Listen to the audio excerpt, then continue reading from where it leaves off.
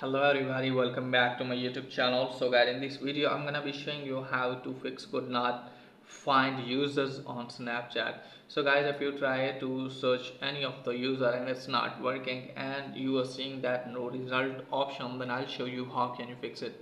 So guys, it's pretty easy and basic for you to fix this issue. First of all guys, let me tell you that if you want to find any of the users and it's not seeing and you're getting this error no result, then it means the person has blocked you from Snapchat.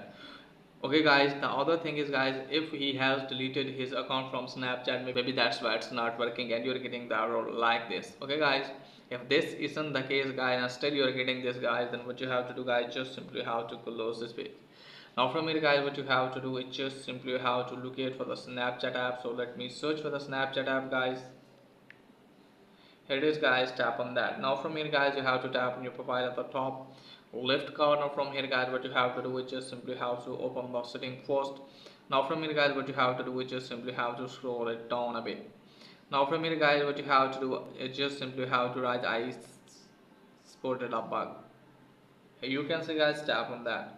Now you can easily see here guys, search option, tap on that, choose topic. Now from here guys, what you have to do is just simply have to tap on searching for friend.